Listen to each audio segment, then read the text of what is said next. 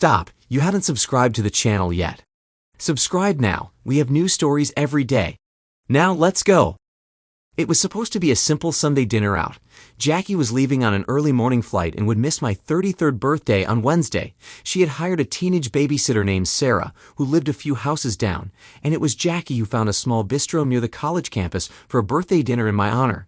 We had just been served drinks after dinner when a small group of women followed a man into the bistro.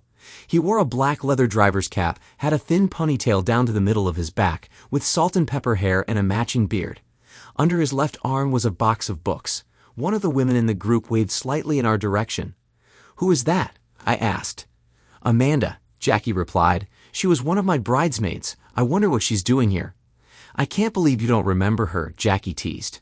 "Honey, I only have eyes for you," I grinned at her. "That's nonsense. I'm going to find out what's going on." I sat there sipping my drink while Jackie cooled off. 5 minutes passed, then another 5, before I decided to head over to where the group had gathered.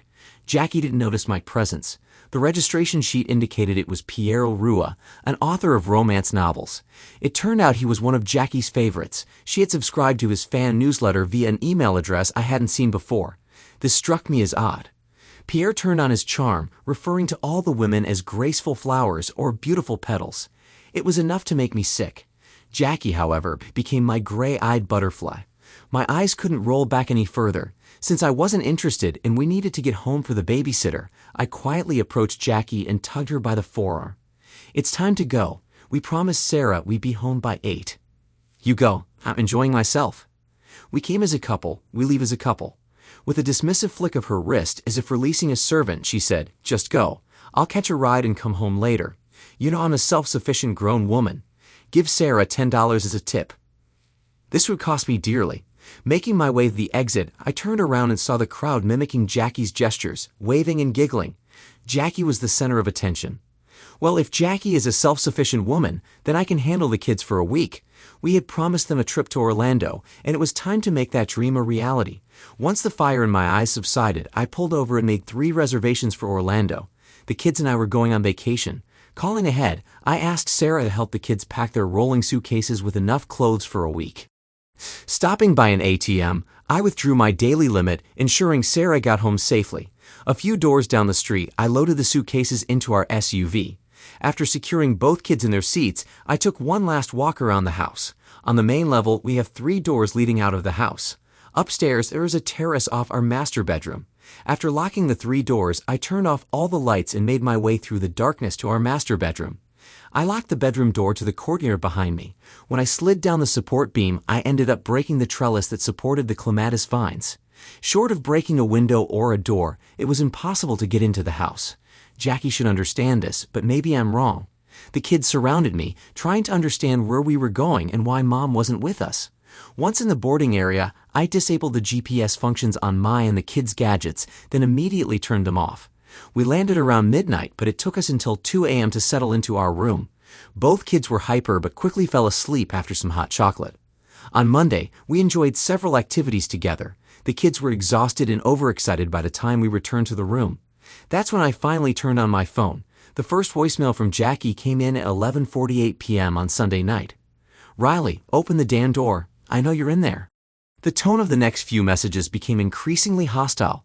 The message at 12:38 a.m. made me smile. "Mr. Parsons, this is Officer Riggins. Your wife is causing a scene outside your house. Please come to the door and speak with me, or you can call me back at this number." I didn't delete anything just in case. At 2:02 a.m., Jackie left another message. "You damn jerk. The police just told me to find another place to stay for the night. I need my laptop and presentation materials. Open the damn door right now, or I swear I'll take everything from you in the divorce." Wow. If she doesn't calm down, she's going to have a stroke. For a self-sufficient grown woman, she's definitely overreacting. I had to listen to at least a dozen calls and more text messages than I could count. My phone started buzzing. It was Jackie. My initial reaction was to ignore it, but I figured I should let her know the kids were okay. The more I thought about her words, the more I realized I didn't know this woman. Divorce? Just like that? I called the credit card companies and reported our joint cards as lost. The resort had an ATM in the business center, so I slipped away for a few minutes and withdrew my daily cash limit.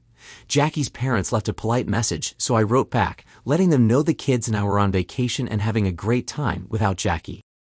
When I got ready to listen to Jackie's messages on Monday, it turned out her work trip had been a complete disaster, and it was all my fault. She mentioned divorce again. It worried me, but I was exhausted, so it didn't keep me from sleeping. On Tuesday, we bought 3-day passes to Disneyland. I thought very little about Jackie. On Thursday morning, my ATM card stopped working. This was getting interesting. Nevertheless, with my work card and several days of cash withdrawals, the kids and I had enough resources to get home. By Sunday evening, we were ready to head back. My eldest said something that shocked me. "This was really fun, Dad, especially without Mom. I don't think she likes us anymore." "She must be under a lot of pressure at work, son," was all I could come up with at that moment. We found the house empty when we arrived on Monday afternoon. Somehow, the latch on the front door was no longer locked. Jackie had found a way to get inside. Upon further inspection, it turned out that the latch on the back door had been broken. The kids were exhausted, so I sent them to nap while I unloaded the SUV. During this time, a flower delivery truck stopped in front of our house. A young lady handed me a vase, mumbling something about having a good day. The card was addressed to Jackie. "Forgot to thank you for letting me know Pierre was signing books.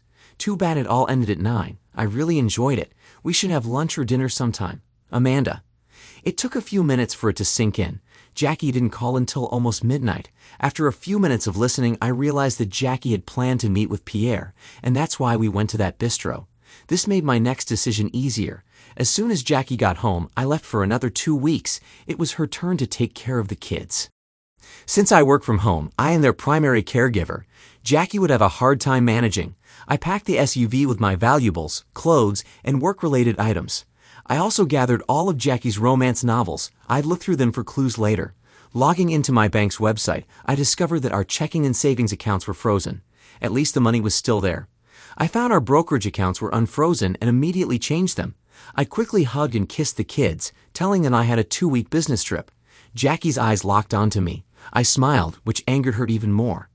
"I'd love to stay, but I have a business trip. The kids are yours. Bye." The kids and I flew out the door. "Come back here. You can't do this. I have my own business trip on Wednesday." Jackie's tirade faded as I drove away. Parking the SUV at the airport, I took a bus back into the city. My days were spent working at the company and studying divorce laws in our state. At best, I could expect every other weekend and all major holidays, alternating each year. Christmas one year, Thanksgiving the next. Maintenance, isn't that a friendly word? I suspected it would work against me since I earned more. Child support was calculated, and I certainly understood why some thought it was cheaper to keep her. Calls and messages from Jackie largely dried up. It seemed she had decided on a strategy. If you dig deep enough, you can find out anything. I found out that Jackie had actually filed for divorce. It was only a matter of time before I was served. The game was changing. I made an appointment with a divorce attorney who specialized in child custody rights. I wanted the kids and would do practically anything to get them, even though my research showed I had messed up. Staring at the ceiling of my hotel room, I decided to go through Jackie's romance novels. 3 of them were signed by Pierre, including one on the night of my birthday dinner. I investigated where Pierre had signed books to determine where Jackie had traveled. Was it a romance or just some strange obsession? I just loved the video feature on mobile phones. The processing server sent me a minute-long video showing the moment Jackie was served. The divorce papers were handed to her at work in the presence of colleagues. Saying she lost her composure doesn't do justice to her performance. Her ranting and raving eventually caught the attention of her manager, who sent her home. As soon as I surfaced, I was served with Jackie's divorce papers. Let the games begin. The first rounds were predictable. I would get to spend every other weekend with the kids. It was obvious that Jackie had already been poisoning their minds. How could a loving couple, if we ever were one, so easily go off the rails? About 2 months later, the divorce was put on hold after Jackie was arrested for assault. Apparently, she caused a major scene at a book signing event. I was in the gallery when her case was heard by the jury. The prosecutor was relentless. He presented individual emails, reading each one aloud. Jackie's groans of anguish grew louder with each reading. The prosecutor read the first email aloud. From Rua@lit.com. My sweet gray-eyed butterfly. Please don't be angry with your friend, but I could no longer hold back. May I call you Jackie? I enjoyed our time together so much that Sunday evening.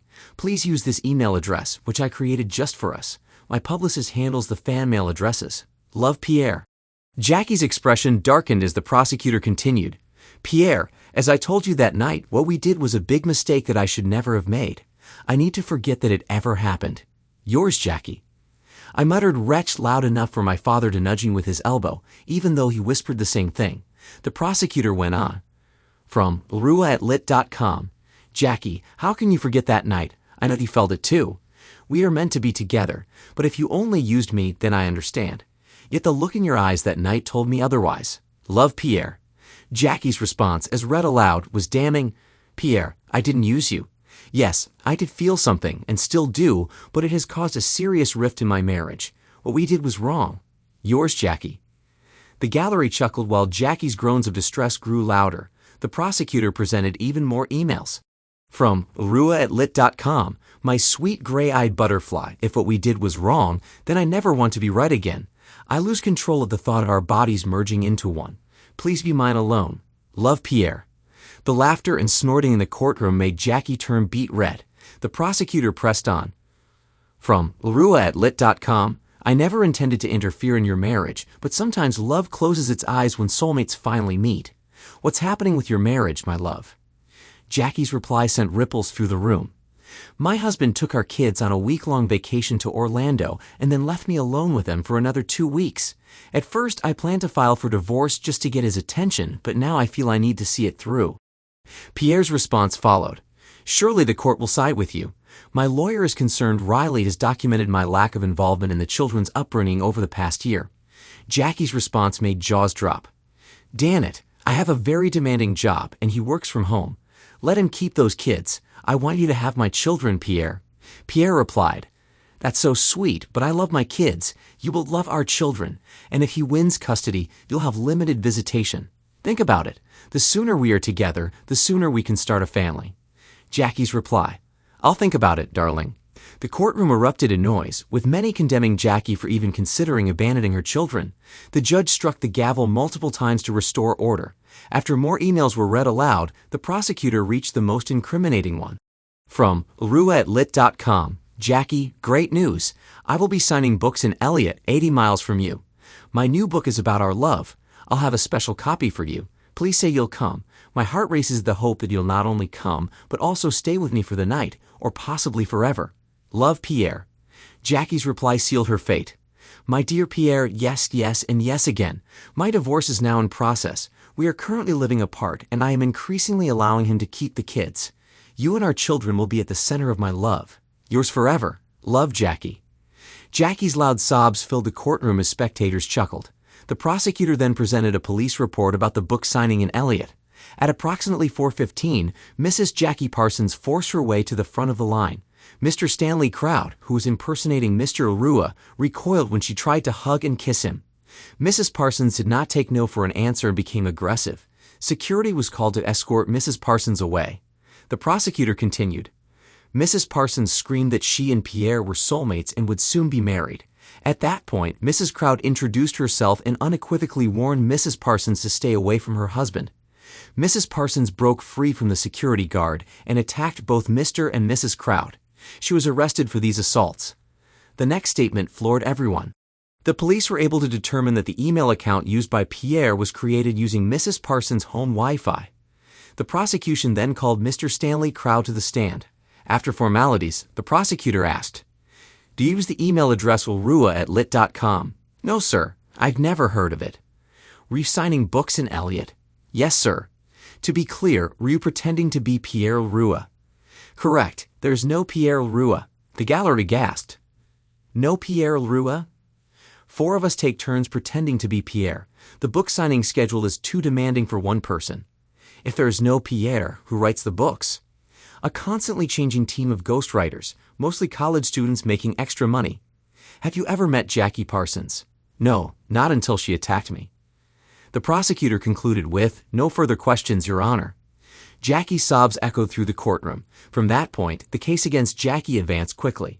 She was found guilty and sentenced to 200 hours of community service, along with 2 years of probation. For Jackie, the worst part wasn't the sentence. It was how the trial affected her custody battle.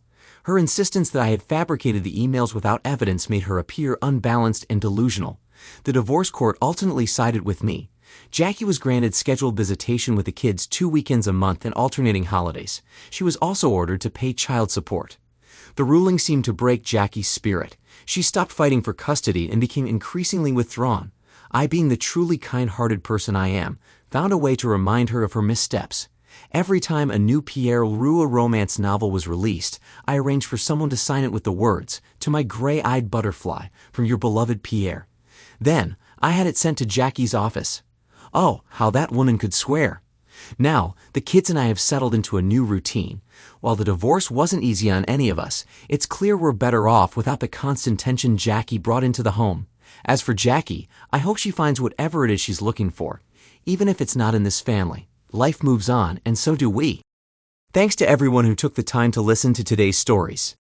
If you enjoyed it, please consider liking and subscribing if you haven't already. Feel free to share your thoughts on the events in the comments below. Take care.